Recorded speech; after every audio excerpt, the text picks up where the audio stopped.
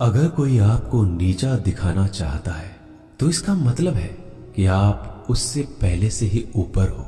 जिंदगी जीने के लिए मिली है, इससे लोग क्या सोचेंगे यह सोचने में बर्बाद मत करो।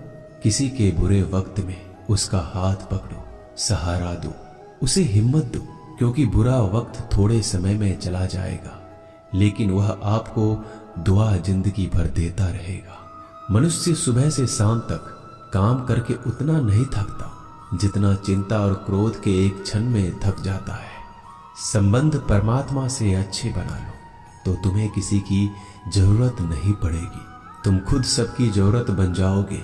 सलाह देने तो हजारों आते हैं लेकिन जब साथ देने की बारी आती है तो केवल भगवान आते हैं। जीतने के बाद तो सारी दुनिया गले लगाती है, क्योंकि जो आज आपके साथ है वह कल आपके खिलाफ हो सकते हैं।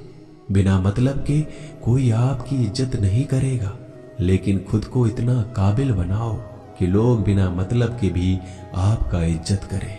भगवान कहते हैं सोने से पहले तुम सबको माफ कर दिया करो और तुम्हारे जागने से पहले मैं तुम्हें माफ कर दूंगा। भगवान ऑक्सीजन की तरह है जिन्हें आप देख नहीं सकते लेकिन उसके बिना आप रह भी नहीं सकते। कोई और तुम्हारी मदद नहीं कर सकता, अपनी मदद स्वयं करो। आप खुद के सबसे अच्छे मित्र हैं और सबसे बड़े दुश्मन भी। इंसान तब समझदार नहीं होता जब वह बड़ी बातें करने लगे, बल्कि समझदार तब होता है जब वो छोटी छोटी बातों को समझने लगे। आप किस समय सही थे इसे कोई याद नहीं रखता, लेकिन आप किस समय गलत थे ये सब याद रखते हैं। सब दुख दूर होने के बाद ही मन प्रसन्न होगा, यह आपका भ्रम है। मन प्रसन्न रखो, सब दुख दूर हो जाएंगे, ये हकीकत है। किसी भी व्यक्ति की कोई भी बात बुरी लगे तो दो तरह से सोचो। यदि व्यक्ति महत्वपूर्ण है तो भूल जाओ और बात महत्वपूर्ण है तो व्यक्ति को भूल जाओ। रिश्तों का संबंध सिर्फ रक्त से नहीं होता, जो मुसीबत में हाथ थाम ले उससे बड़ा कोई रिश्ता नहीं होता। भगवान कहते हैं तुम सब कुछ मुझे सौंप दो, सारा दर्द परेशानी, और बिल्कुल हल्के होकर मुझे याद करो। धीरे धीरे तुम्हारा जीवन बदल जाएगा। हर रोज रात को सोने से पहले भगवान को अपनी पूरी दिनचर्या बता के सोएं। अगर आपके द्वारा किसी का दिल दुखा है तो मन ही मन उससे माफी मांगे। अगर आपका किसी ने दिल दुखाया है तो उसे माफ करके सारी चिंताएं भगवान को सौंप कर सो जाए। यकीन मानिए इससे आपकी जिंदगी खुशनुमा बन जाएगी। क्रोध बोला हुआ एक शब्द इतना जहरीला हो सकता है कि आपकी हजार प्यारी बातों को एक मिनट में नष्ट कर सकता है। सबको हंसाना लेकिन किसी पर भी हंसना मत। सबके दुख बांटना लेकिन किसी को दुखी मत करना। सबकी राह में दीप जलाना लेकिन किसी का दिल जलाना मत। यही जीवन की रीत है, जैसा बोओगे वैसा ही पाओगे। दुआएं और प्रार्थनाएं असंभव को भी संभव बना देती है। ईश्वर को ना हमारे तन की जरूरत है ना धन की, उसको तो बस पवित्र मन की जरूरत है। इसलिए वो हमें कुछ भी छोड़ने के लिए नहीं कहता, बस कहता है बच्चे मन से विकार छोड़ो, गंदे विचार छोड़ो। जो आने वाला है वो हमेशा गुजरे हुए कल से बेहतर होगा। यही एक सोच आपके जीवन में कभी निराशा नहीं होने देगी। झूठ कितना अजीब है, खुद बोलो तो अच्छा लगता है, दूसरे बोले तो गुस्सा आता है।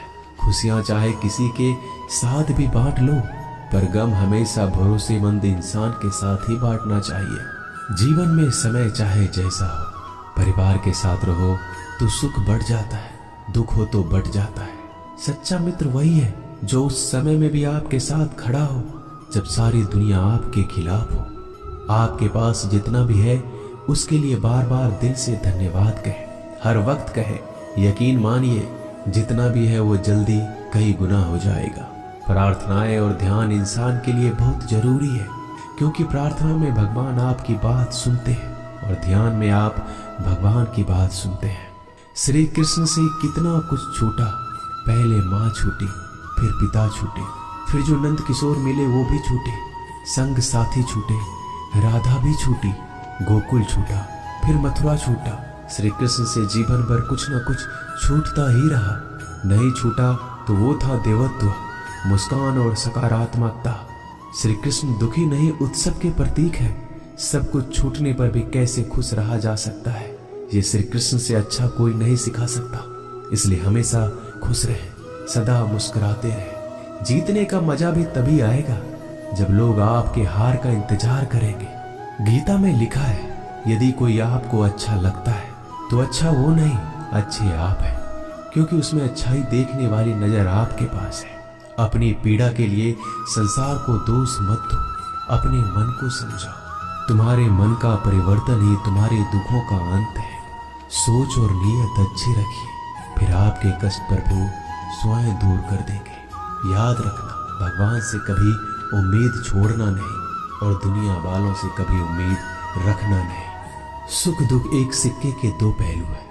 जहां सुख होगा वहां दुख भी होगा, जहां दुख होगा वहां सुख भी होगा।